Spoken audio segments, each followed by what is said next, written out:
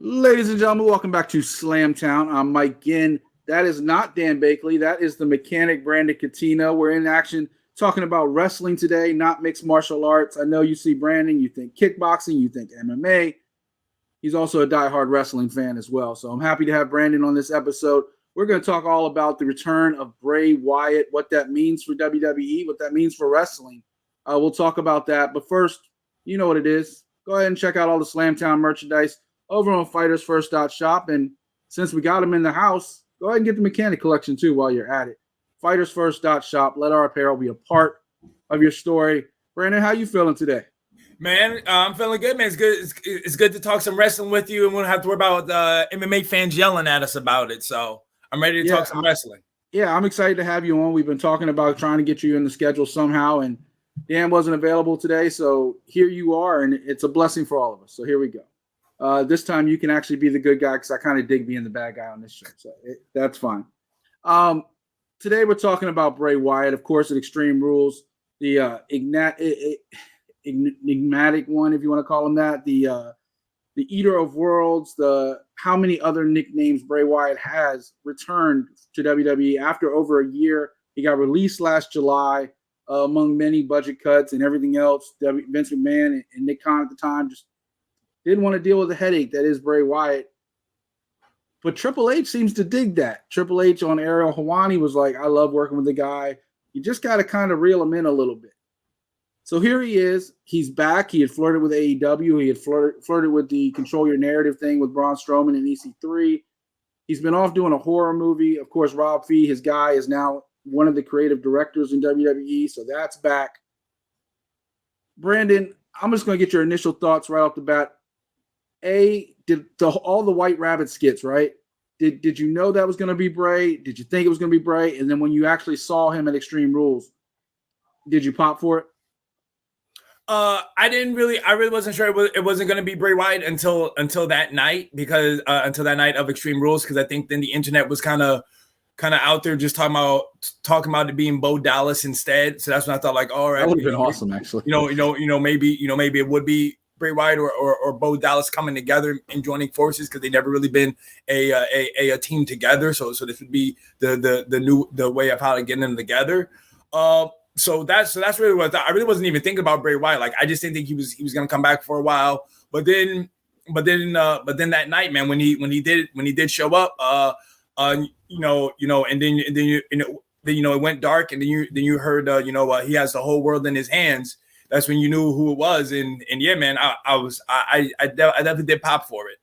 I think the crowd knew. The crowd knew right away because all the cameras were out, all the lights were out, like the little fireflies, and then once you heard, got the whole world in my hand, like, it was kind of like a darker version of it, and that kind of leads to a couple things. Like, I popped like crazy. Like, I was like, oh shit, he's back, because I think that leads to an evolution of several storylines. The biggest question right now we have is, where does this go? Because he kind of had a couple like little vignettes on Raw. He's supposed to be on SmackDown tomorrow night. But what does that mean, Brandon? Because he has kind of attached his name to this. At first, it went online. It was Wyndham 6, right? Yeah. Nobody really knew what the 6 meant, other than maybe it was his favorite number or whatever. And then eventually he changed it to Wyatt 6, which then kind of got the people fueling that maybe he's coming back as Bray Wyatt. Maybe he's coming back to WWE. But then when they kind of teased him before he actually came out, they had real life versions of his characters spread around the arena, including a Fiend, which people thought originally was him. And I was just like, that dude's way too small to be the Fiend. I guess that's not him. And then he came out, obviously, at the Magic Door after they showed the skit of the Fireflies Funhouse and like cobwebs and everything else. Comes out and with his lantern. So instantly, like, this goes back to the Chris Jericho days. Remember when Chris Jericho would have all these cryptic things before he'd make a comeback, and people would try to decode it to like remember, like, is it really Jericho? Is it this? Is it that? Break down the walls, all these cryptic, right? And that's kind of what they did with Bray coming back. And, of course, people were attaching different things. Like Karrion Kross was White Rabbit in Lucha Underground. Aleister Black, of course, is having his issues with AEW. Maybe it was him. And then, of course, one of Bray Wyatt's characters was the White Rabbit. But then they had real life versions, Brandon. It was, a real, probably Grayson Waller was the Vulture character, the Buzzard. They think Dexter Lumis might have been one. They think either Alexa or Liv might have been Sister Abigail. They think Bo Dallas might have been one. Rumors are Bo Dallas is about to return to WWE as well in whatever form. Do you think that was kind of like a one-off, kind of like tease, like here he comes? Or do you think there actually really is going to be a Wyatt 6? Me personally, I thought it was just a one-off. But yeah, I mean, I did hear about the whole Wyatt 6 thing, but I feel like just people just running with it. But I really do think it is going to be a one-off. I think it's just kind of going.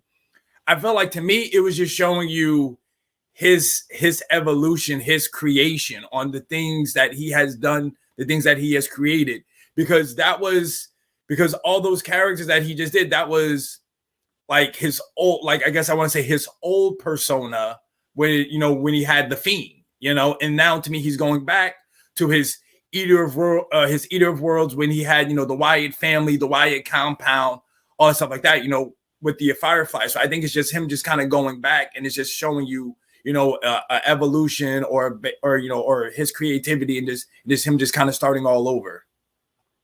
The optimist in me would love to be like, all right, cool, he's back. It's just going to be him. Maybe he'll bring Alexa back with him, right? Because Lord knows she needs the character change at this point, because the Return to the Goddess didn't really work out the way any of it really hoped. She's not that same person, and to try to make her be back that same character, I just still don't think it worked. She kind of like halfway did it. It was like still a blend with Lily and not with Lily. And honestly, I kind of, it took me a second to adjust, but I kind of dug the whole crazy Alexa flip out in the middle of a match, lights go on and off kind of Fiend. Like, I thought that was cool. I thought the playground was pretty cool, the way she did things with Lily. I thought that was all fun and cool. And I thought she did a great job as a character actress. And once Bray was gone, she was kind of left on an island of her own, and then WWE really didn't know what to do with it. But Bray Wyatt kind of left us in a mystery on his debut. And of course, it was meant to be that way, right? We don't know if he's going back to the old Eater of Worlds. We don't know if this is going to be some new hybrid with all of it combined, or it could be something different. I do know, personally, I think the mask is stupid. Like, it kind of reminds me of what MJF came out with as the Joker at the Casino Royale Battle Royal. Mm-hmm. I had hoped the mask was just him hiding his identity coming out, but it seemed to be a thing in his vignettes the other day. So I guess we're stuck with it. The Fiend now seems to be a separate person, right? Like, it seems to be an actual different character. If they go with this Wyatt 6 thing, if that's a real thing, now at first the internet's going to run wild, like you said, guessing who's who, right? Like, who's getting that change. It's the same thing when they did what was it, Revolution, or no? What was what was Ali's group? Retribution. Retribution. Yeah. Retribution, and like, oh, there's that character, and this person, and now they brought him up to NXT, but they changed all their names. Kind of reminds me of that a little bit, right? Like Grayson Waller, if he's getting that call up as the Buzzard, I think that could be cool. But at the same time, I think it kind of ruins their careers, because now they're just a hanger on to Bray Wyatt. They're not their own characters. You saw what it did to T-Bar, Djokovic, or however you said his name before. You see what it did to Mace. Now he's a model. Like his career is just gone. Yeah. The only person didn't really affect, I think, was Mustafa Ali, because he's having his own problems, and maybe Mia Yim, because she was gone anyway. As soon as Keith Lee was gone, they were kind of like a package deal. And it benefited her, because now she went back to Impact, which now she's a free agent again. So who knows where she's going to pop up. But she got her steam back. She got her momentum back, which is great. Keith Lee got his back, obviously, AEW. But there's more questions than answers, Brandon. And it's like kind of hard to have a debate show, because we don't know, right? We're just excited that this is something we could talk about again. Last episode, I don't know if you caught it, me and Dan were talking about what Triple H has done to evolve the product. And we assumed even that weekend that might be the night that Bray Wyatt comes back. It had been hinted so strongly. let me ask you this. What do you think is going to happen with Bray? Where do you see him kind of fitting in? It's pretty much going to be on SmackDown. Where do you kind of see him fitting in with that whole picture? Roman's kind of part-time now. Is he going to eventually kind of elevate back to the world title picture? Is he going to stay kind of just like this gimmick character that doesn't need a title to be successful? What do you think? Yeah. I mean, like I said, I think I kind of want to say I feel like he's going to be, I guess you want to say the Seth Rollins of Friday Night SmackDown, which is where you're a top guy, but you don't need the belt, and you're going to get involved in other stories. Ironically, you say that as Seth just got the U.S. title, but yeah, but I'm just saying, but the thing is, though, he doesn't need the world title. You know what I'm saying? So I'm saying, man, you could see a Bray Wyatt versus a Sheamus, for the IC title down the road. But that's what I see Bray Wyatt, coming in right now. Like I don't see him going for the world title right away. Like I said, I just see him kind of just being a big time character that they can have, and he can have some matches, some matches with. I mean, another thing too that's going on is where they might think that he might try to take Liv Morgan underneath his swing because in her match with Ronda Rousey she kind of smiled and passed out. She snapped. She went whole Joker. She started laughing even though she lost. She was crying and laughing in the background when they tried to interview her. I think it's a pretty safe bet. If there is a Wyatt 6, I think it's a safe bet that both Bo and Liv are part of that because obviously a lot of people may know or may not know, spoiler alert, they are a couple in real life. While Bo Dallas Taylor Rotunda's been away, he's been running real estate and working on the farm that him and Liv living together. Ruby Riott even lived there for a little while while she was transitioning to different stuff. Sarah Logan comes and helps out on their farm. It's somewhere in Central Florida. It's not Tampa. It's not Orlando. It's somewhere, I don't know, in Central Florida. Man, that's where it is. Where'd you say? I said it's the Wyatt compound. That's where it is. Yeah. I'm assuming it's close because I know Mike Rotunda lives in the Tampa area. Bray lives in the Tampa area. I'm assuming it's close. But that said, I think the crazy part is that I'm with you. I wouldn't put him anywhere near a title for over a year. Like when you have a character like that, when you have a personality like that, you can put him in so many different angles week in and week out. It's just fun. Like he can terrorize so many different people without ever having to go for the title. I think the worst thing in the world they ever did for The Fiend was give him the title. Because The Fiend was this unstoppable guy, right? He couldn't be hurt. He just went through brick walls. And then you put him against another character who's kind of similar in Goldberg, at least prime Goldberg, right? And who's Vince's favorite? Of course, it's Goldberg, right? He's been kissing Goldberg's ass for years. Guess what? Then Goldberg puts him up, and then all of a sudden The Fiend isn't indestructible anymore, right? And then we see like Braun Strowman go through The Fiend, and then all of a sudden the character's just gone. Whereas if they had just kept him out of any title pictures, just let him have fun. Like I hate when fans at home think the title is everything in wrestling, right? People forget this is a job. When you go to UWA Elite and you have some fun, you're not going for the title, right? Like you're going to have some fun, wrestle a battle royal, wrestle a match with, some guy trying to cheat and hit you with like a roll of dimes or something like that? Medals. Yeah. But there's so many angles in wrestling that don't have to have a title. One of the greatest series of matches I ever saw was when Booker T and Chris Benoit did a best of 7 back in WCW. Right? Mm-hmm. Was there any title on the line? Was the TV belt, the US belt? No. I mean, Booker T might have had a title at the time. I don't even remember, but it was just who's the best. And they went best of 7. You have some of the most memorable rivalries in the world, and the title wasn't involved half the time. John Cena and Randy Orton today, without the world title involved, could step in a ring and people would know that there's serious rivalry there. Ric Flair and Hulk Hogan at 500 years old could step in right now and people will be like, all right, who cares who's the champ? We want to see these two guys face off. Bret Hart and Shawn Michaels. Like sometimes the title was involved, sometimes it wasn't. It wasn't even about that because their rivalry transcended it. Roddy Piper and Ric Flair at one point back in WCW, Ricky Steamboat, Ric Flair. There's great rivalries. I think that's just where Bray Wyatt can be at this point. I think he can have so much fun with his character, whether he's alone or whether he has a six or he brings back Eric Rowan and Braun Strowman. It doesn't matter because what he does on camera is so captivating that he's caught, I'll use his expression, fireflies in a bottle, right? People want to see this guy. What do you think will be the reaction backstage to, well, let's turn this backstage. He's always been somebody that grew up in the business. People know him since the time he was yay high. But he's never really been a part of a clique, right? He's never been associated with multiple wrestlers backstage. The question always comes to be when you talk about AEW, somebody stealing somebody's spot. What do you think some of these guys that the last year have been working to be at the top of the card feel about him coming in and just yanking that spotlight back? I mean, dude, it's Bray Wyatt. Like, people know who he is. Like say, you know, he grew up in the business. He knows the business. He has a mind for the business.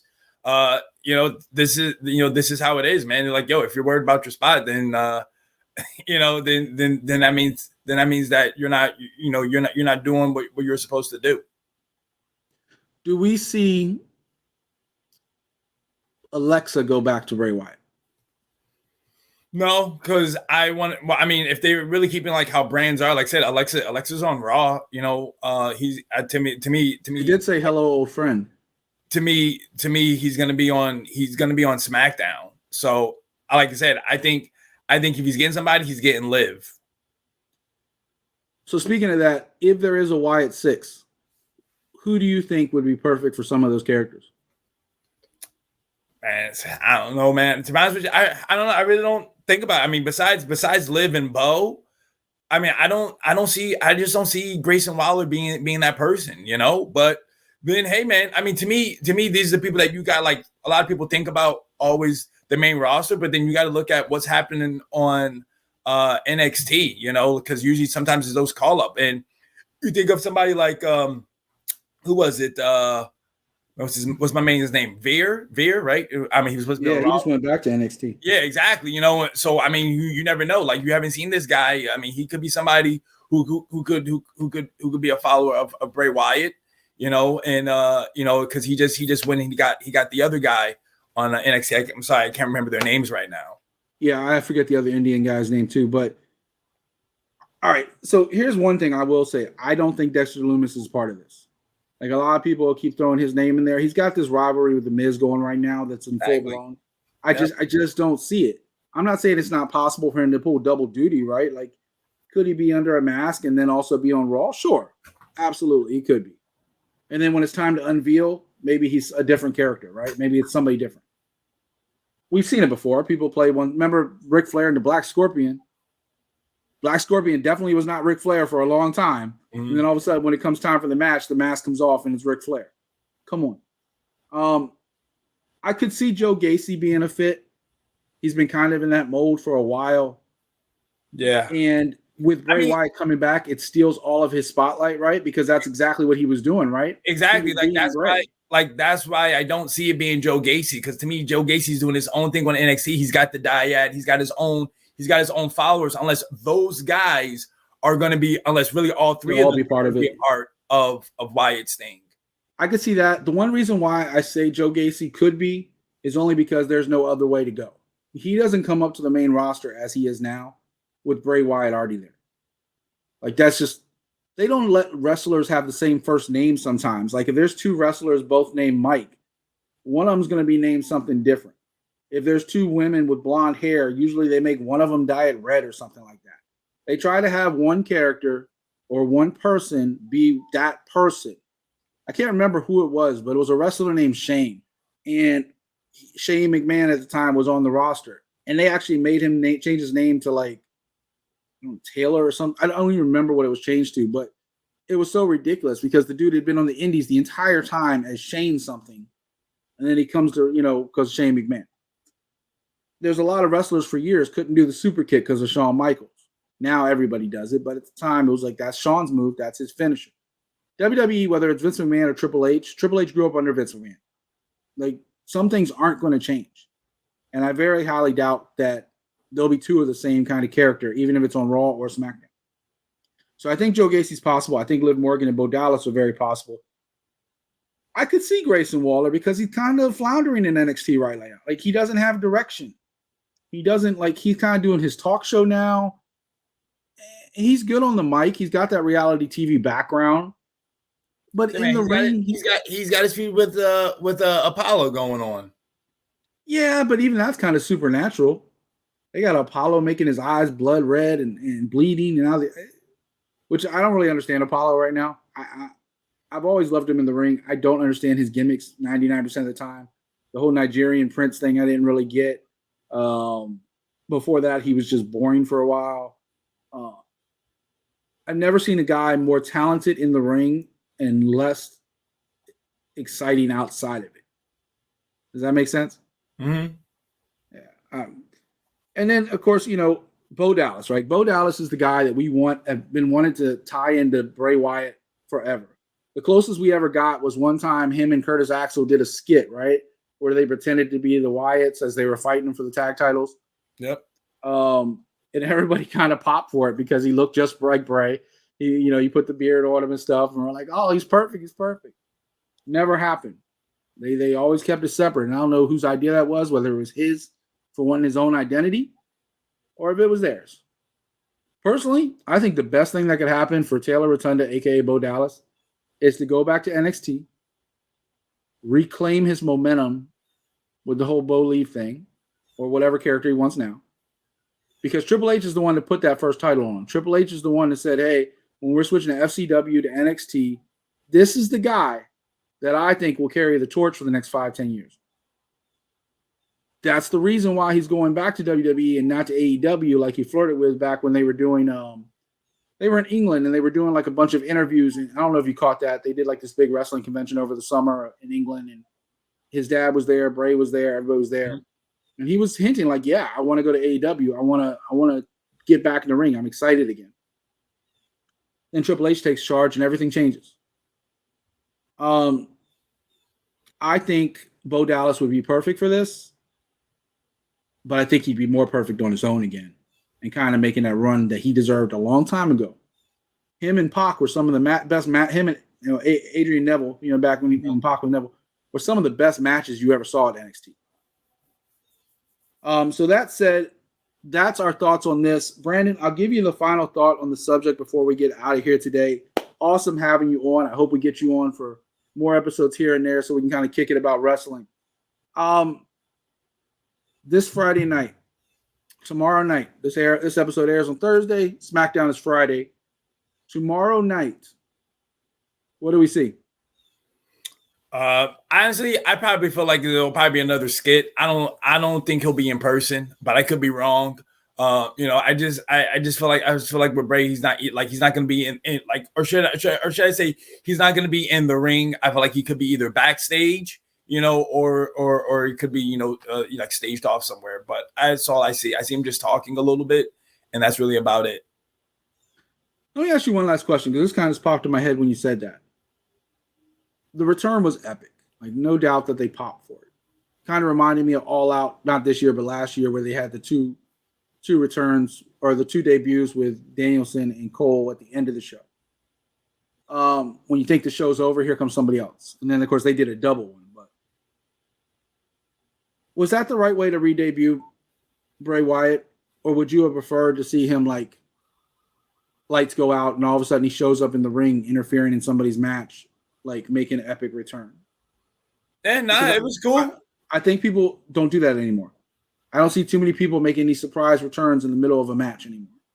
Yeah, no, I liked it. I thought it was cool because there's no need for him to interfere in the match because again, he's been away. There's no feud or nothing like that. So I'm saying you're just starting out fresh. You're just basically reintroducing yourself to everybody. I thought it was good. I thought it was great. Personally, I would have held him off to Royal Rumble and let him be number 30. I think that would have been just because I miss the surprises in wrestling. I think it was cool what they did with Bray. I think it was so cool. But I miss the surprises in the ring. Like so much stuff because of the networks is advertised ahead of time so they can get as many eyeballs as they can. Like when Batista came back, they announced it like 3-4 weeks ahead of time. I would have rather he just showed up because that's what's missing from the Attitude Era to now is you don't know what's going to happen every week. I think AEW's done a great job with that, of bringing in these surprises you don't know are coming, or maybe you think you do, but you really don't know for sure. But wait, man, they just did it on Monday Night Raw, man, with the Good Brothers. They popped up out of nowhere. That was fantastic. I was so excited by that. The internet got AJ, baby. Am I my brother's keeper? Let's go. No, I thought that was crazy. And I thought that was good because I never thought in a million years they would go back to WWE the way they left. Never thought it. Triple H has changed the game. Figured it literally take the pun if you want. He has changed the game. And whether the system has changed, whether the creative has changed or anything has changed, the perception has changed. And now people want to go back to work for Triple H because he doesn't snap on the wrestlers the way Vince would if he got mad at you. He doesn't curse you out. He doesn't do a lot of things. He's just businesslike. He's your best friend. He's your coach. He wants the product. He looks at the product like he's a fan.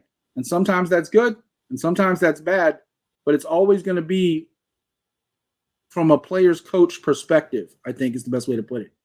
So I'm excited to see what's coming up. I'm excited to see what's going on with Bray Wyatt. I'm excited that I had the mechanic Brandon Catino in house today. This is Slamtown. Make sure you leave a comment. Tell us, what do you think is going to happen with Bray Wyatt? What's next? Are we going to see a Wyatt 6? Is he going to just kind of go back to his old Eater of the World? Are we going to see Eric Rowan and Braun Strowman come involved eventually? God bless Brody Lee. That, obviously is a game changer. So maybe they don't go back that way just out of respect for his legacy. But Bray is very creative. Wyndham Rotunda is very creative. Mm-hmm. He wants to do a lot of things. So leave a comment for the mechanic, Brandon Catino. Again, go shop the merch. Go to Slamtown. Go get Slamtown merch on FightersFirst.shop. Leave a comment, like, and subscribe, and we'll see y'all soon. We're out.